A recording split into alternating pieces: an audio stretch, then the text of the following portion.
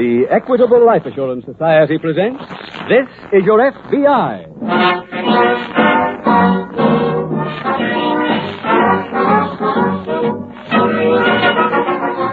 This is Your F.B.I., the official broadcast from the files of the Federal Bureau of Investigation. Presented as a public service by the Equitable Life Assurance Society of the United States and the Equitable Society representative in your community.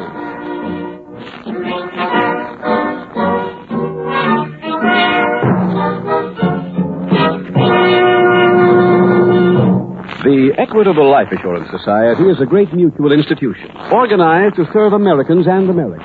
Therefore, one of the Equitable Society's major objectives is to make all possible contributions to the welfare and stability of American business, on which so many of the Equitable Society's nearly 4 million members depend for their livelihood. Tonight's middle commercial is addressed to the man who owns his own business. For such an owner, this commercial, due in about 14 minutes, will have information of great importance from the Equitable Life Assurance Society of the United States.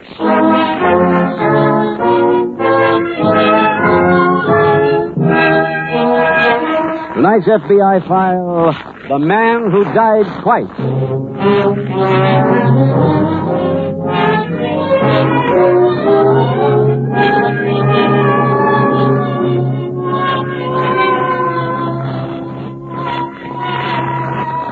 During the recent World War, the United States put into uniform some 11 million citizens and sent them to every corner of the globe to help fight a shooting war.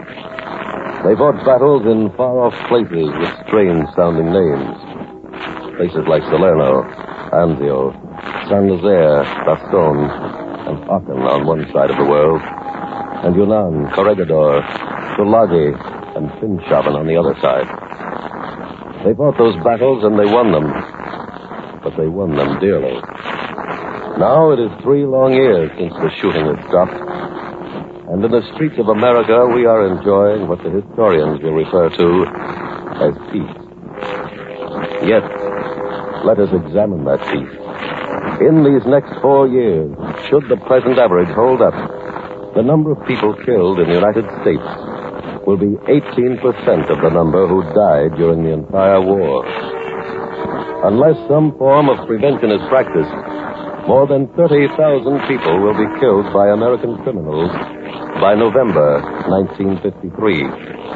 For that reason, your FBI implores you to fight the crime wave with the same zeal, with the same desire to win with which we fought the common enemy during the war. Because only by expending that effort can we hope to win, can we hope to defeat the criminal.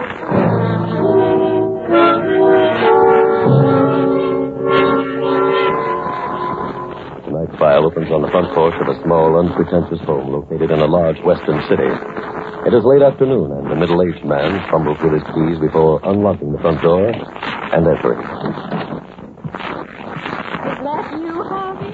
Oh, yes, Mary. Welcome home, dear. Oh, thank you. How was the trip?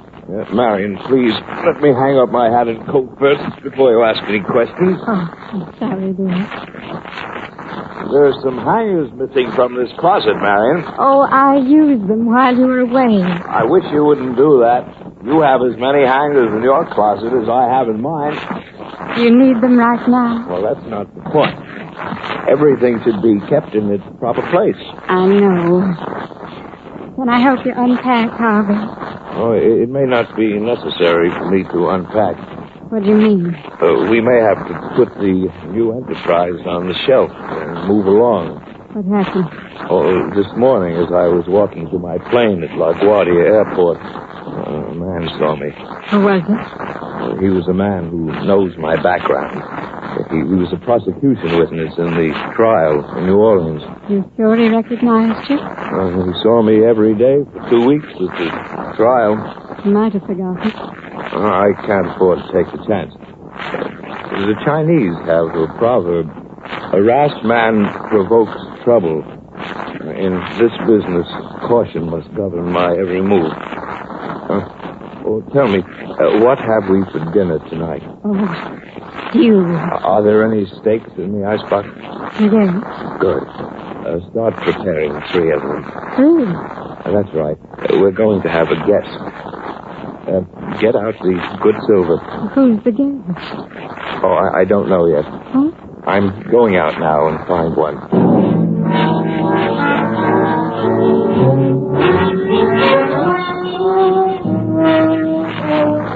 Meanwhile, at the local F.B.I. field office, Special Agent Jim Taylor approaches the desk of fellow agent Lou Sheridan. Lou? Yes, Jim? I've got a Ripley for you. You ever heard of an FBI file being reopened? Why, sure. If the prisoner escaped? No, wait a minute. I mean after the word closed is stamped on it with the notation that the subject was dead. Oh, what's the point of reopening the file on a dead man? Well, I wondered about that myself when the SAC gave it to me. Well, good luck on it. Oh, hold on, Guy. This is your baby, too. Oh. SAC wants you to work on it with me. Have you read the file yet? Yeah, just finished it. What's the story? Last year, a firm called Ralph Dullwood Incorporated was formed in New Orleans. Mm-hmm. Dullwood was allegedly a chemist who had a formula for converting seawater into water that could be used for irrigation. Oh, I read about that process. Oh, sure, it can be done. But not with aspirin pills, which is what Dullwood was using. Oh, I see. Well, creditors started to close in, so Dullwood had a fire and went bankrupt. He then became a federal fugitive. Is that how we got in on the case? Oh, we were in this in a number of ways. It was fraudulent bankruptcy, and Dullwood had also used the mills to defraud by selling stock to people all over the country. Well, what happened to him? He was found guilty and sentenced to a 10-year term. A month after he entered prison, though, he escaped. Then how does the file happen to be marked dead? Well, 3 months ago, a car went over a cliff in the Smoky Mountains. The man who was driving was burned beyond all recognition. According to papers found in a briefcase, which was found thrown clear of the wreck, the driver was Ralph Dullwood. Oh. File was marked closed, put away. How come it's being reopened? Because a state examiner from Louisiana saw Dullwood at LaGuardia Airport yesterday. Is he sure? Yes, he saw Dullwood in court every day during the trial. He says he's positive that's who it was. Well, how come this office got the case instead of New York? Well, the plane Dullwood was seen heading for was a non-stop express from New York to here. I assume an alarm has gone out on Dullwood? Yes, how about the newspapers? Have we given them a story? No, not yet. Lou, why don't you do that? Okay. I'll go down to police headquarters now and see if anything's come in.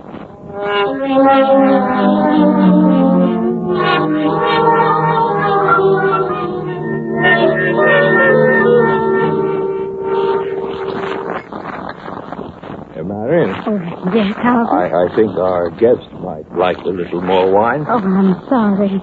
Let me have your glass, please. Yes, ma'am. Here you are. How about some more steak? Oh, no. I'm real full. A cigar, perhaps? That I'll take. Thanks, mister. Oh, you're welcome. This has really been a treat. Every bit of it.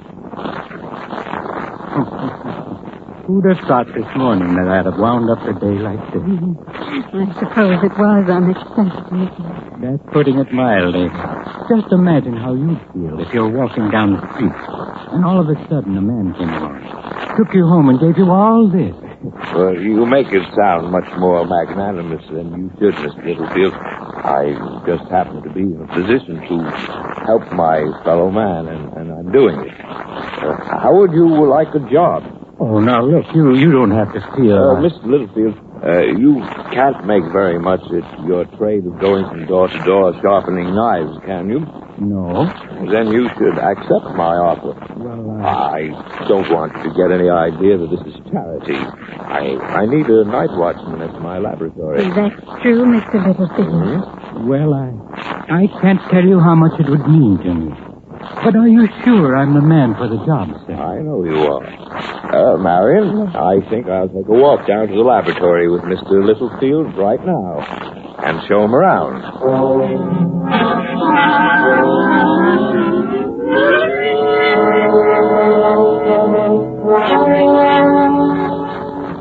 Jim, anything new on the Bellwood alarm? Yes, Lou. I just received a teletype report from New York.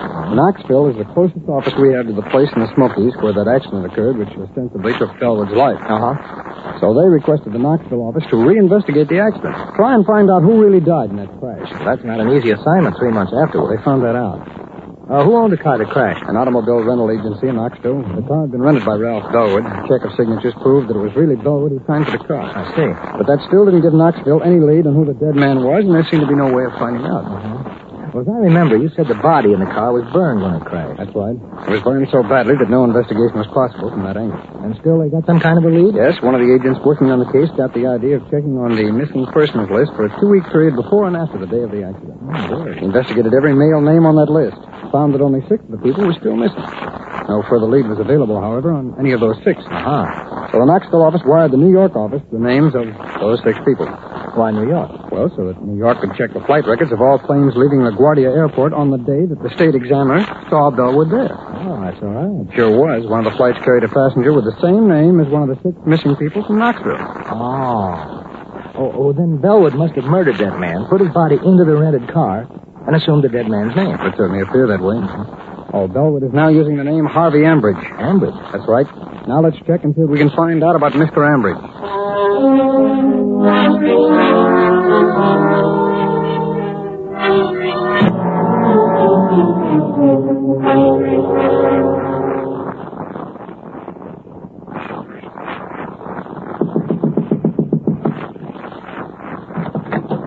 I'm not quite ready yet, Marion. Come in and give me a hand.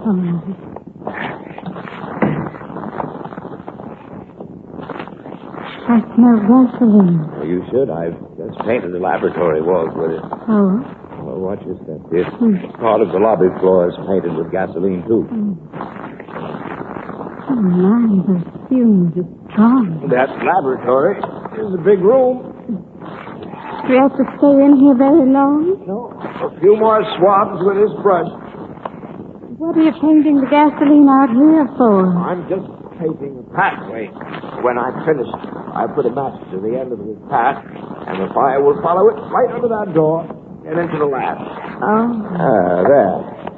That ought to do it. Yes, hold this flashlight while I strike the match.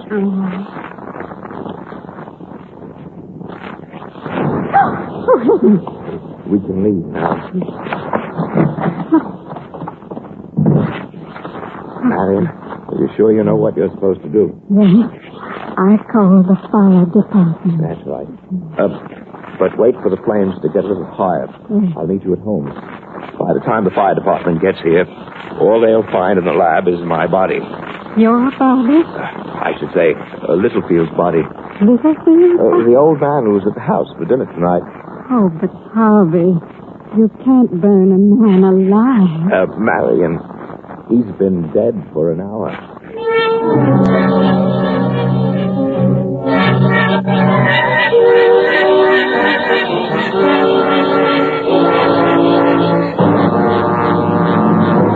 We will return to tonight's exciting case from the official files of your F.B.I. in just a minute. Now a brief case from the official files of the Equitable Life Assurance Society of the United States, showing how Equitable Business Insurance helps stabilize our American economic system. Names used are fictitious, but the case is an actual one. Here was the problem that confronted Mr. Joseph Goodwin, owner of a small but successful department store. Mr. Goodwin himself is speaking. Frankly, my wife is no businesswoman. If I should get run down by an automobile tomorrow, she'd be lost trying to run this store. Besides, I want her to give full time to bringing up those kids about. Well, that means that you'd want her to sell the business. Right, but I don't want her to sacrifice it to the first buyer that comes along. I want her to take her time and get a good price. Mr. Goodwin, every day, trained representatives of the Equitable Society are helping solve problems that are closely similar to yours. I'd be interested in a plan that would really work. Well, the Equitable Society specialist in business insurance would figure with you how much cash would be needed to meet the expenses and debts your death will cause you. Then he'd have you estimate how much additional money would be required to keep your business running until the right buyer might come along. The whole sum would be covered by a business insurance policy on your life with the Equitable Life Assurance Society, so that your wife will inherit a sure asset instead of a doubtful liability. Mr. Keating, I think I'd better call in an Equitable man right away. It's a step you'll never regret. The Equitable Society specialist in business insurance is fully qualified to work out a plan that's sound in every detail and tailor-made to fit your business. Call the nearest Equitable office and ask for the manager. Or write a brief note, care of this radio station, to the Equitable Society. That's EQUITABLE. The Equitable Life Assurance Society of the United States.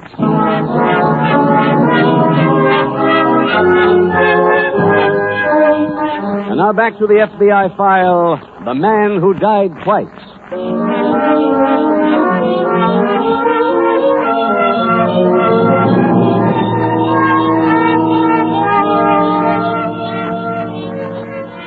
It is a tragic fact that of all the people arrested in the United States, and this is true every year, approximately 50% are being arrested for the first time. They have committed some infraction of the law and thought they could get away without paying any penalty. Being arrested and convicted should serve as an ample lesson, but the even more tragic fact is that it doesn't. For approximately half, the other half, have been arrested before and should have learned that there is no profit side to the ledger when your business is crime. Few people who commit their first crime decide to engage in a life of breaking the law. But, as you have seen very amply illustrated in tonight's case from the files of your FBI, and as case after case similarly proves, the commission of one crime leads to another, and then another, until ultimately the criminal commits the cardinal crime, murder.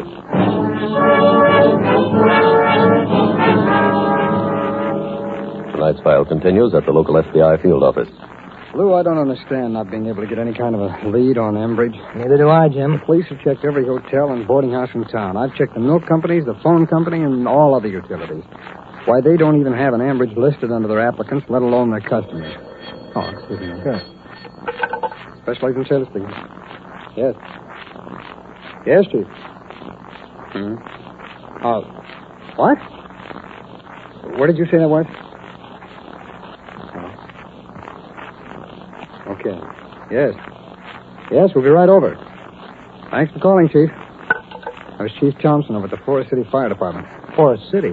Why did he call here? Because there was a fire at a chemical company over in Forest City in which a scientist named Harvey Ambridge was killed. What? Yes, come on, let's get over there.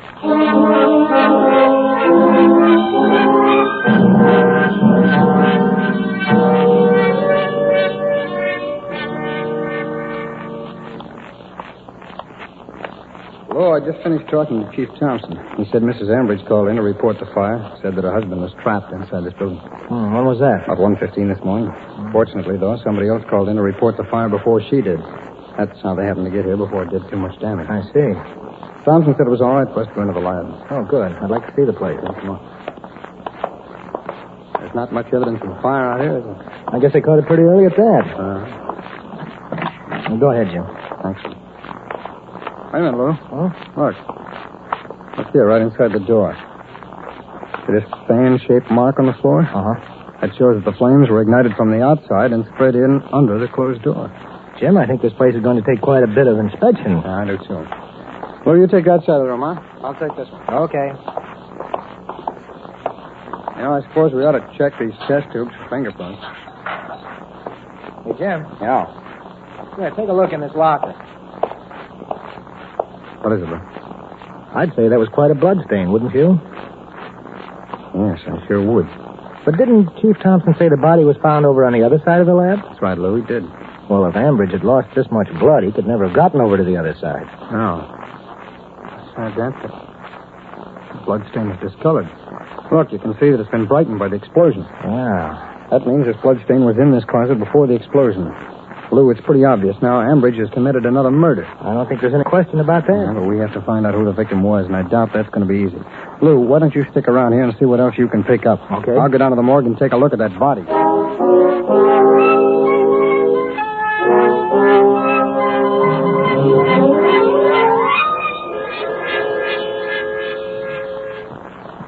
Harvey, you really need all of those shoe trees.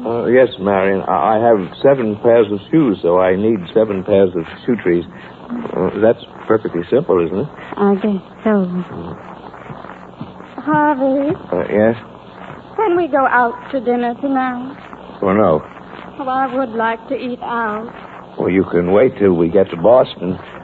Meantime, we're staying in the house, not even answering the doorbell. Don't you remember? We don't want anyone to see us. I'm sorry, Harvey. I forgot. We can't afford to allow ourselves the luxury of forgetting, even for a minute, Marion. There's an old and very true Italian proverb. Forgetfulness robs the right hand of its cunning. We're in a wonderful position if we just keep our heads about us. I've told you many times, restlessness is a fine quality, but it must constantly be tempered with caution. I remember. And when in doubt, be overcautious. I will be. Have you made up your mind when we're going to leave? Oh, yes, I telephoned the airport this afternoon. We've got reservations for later on tonight. I hope we get away with this. Marion, if that man at LaGuardia Airport did recognize me, and even if the police did find out that I didn't die in that automobile crash in Tennessee, they still have to think I died the night before last at the lab.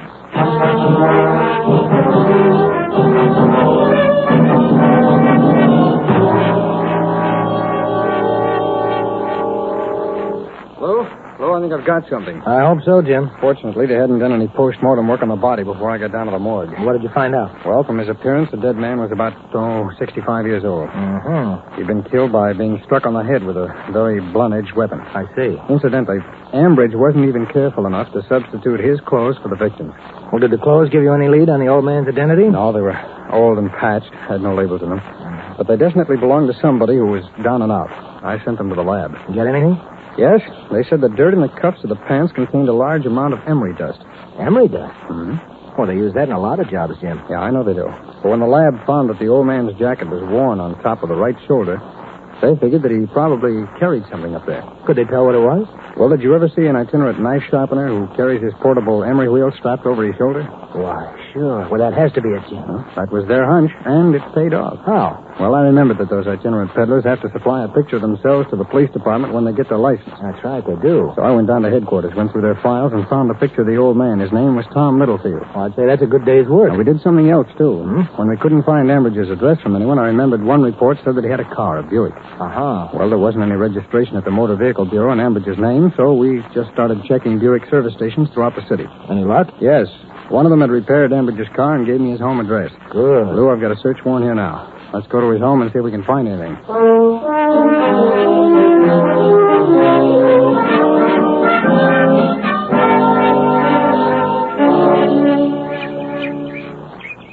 Hello? Over here, Jim. Oh. I've just searched every room in the house. No trace of Ambridge? No, none. Oh, hey, what's that you have there? Portable emery wheel. Where'd you find that? In a closet in there.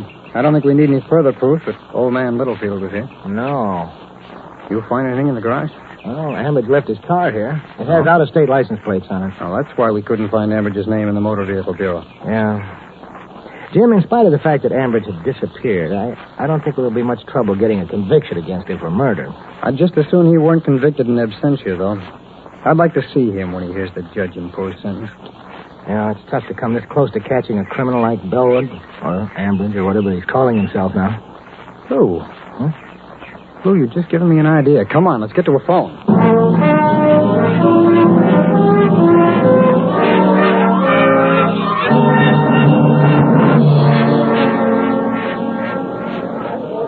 Flight 24 departing for Chicago in 5 minutes. Flight 24. What time does our plane leave, Harvey? Marion, I've told you 3 times now. We leave at 9:30. That's only 10 minutes from now. I know that, dear. I learned to tell time quite a while ago. But they haven't even called our plane over the loudspeaker. They will, dear. Why don't you go up to the counter and ask them if anything's the matter? Because I don't like to try to run anybody else's business. Flight 96 for New York and Boston departing in 10 minutes. Have your gate passes ready, please. You see, dear? Let's get on the plane. Take your time, Marion. Never run, especially when you're running away from something. That's the time you want to look least conspicuous. Sorry. Remember what we said about caution? Yes. Then use a little of it. There's an old Dutch proverb. Who runs is followed. Mr. Bellwood? Yes? I don't think you two are going to catch that plane for Boston. What? Who are you, sir? I'm a special agent of the F.B.I. I have a warrant here, and the police want you for murder. Oh, there must be some mistake. My name is Tom Littlefield. Oh, and this is my wife. How do you It won't do? work, Bellwood. You've changed your name for the last time. Now, come on. They're waiting for us at headquarters.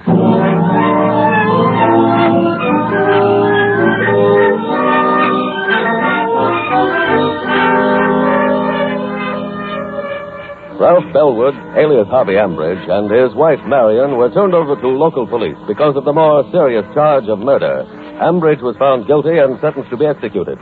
His wife was sentenced to life imprisonment.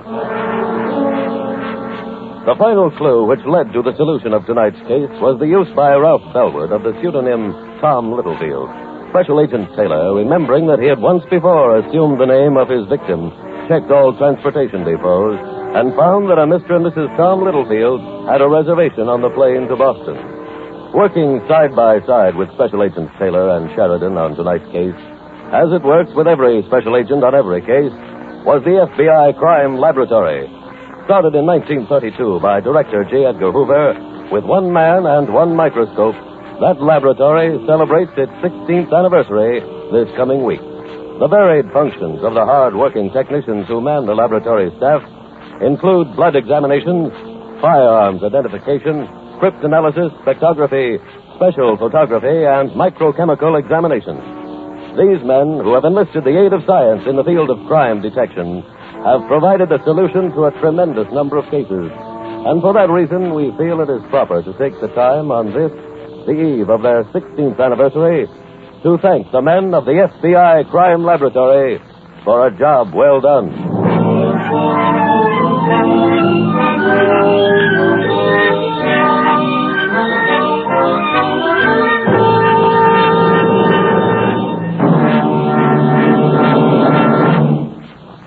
In just a moment, we will tell you about next week's exciting case from the files of your F.B.I.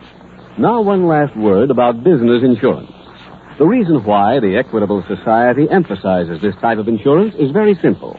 The brains and experience responsible for the success of a business enterprise have a cash value and should therefore be protected by insurance like any other valuable asset. Equitable Society representatives have worked out plans for all types of business, from progressive corner stores and successful law partnerships to large organizations with thousands on their payrolls. Plan now to enlist the invaluable help that is yours for the asking from a trained business insurance specialist of the Equitable Life Assurance Society of the United States.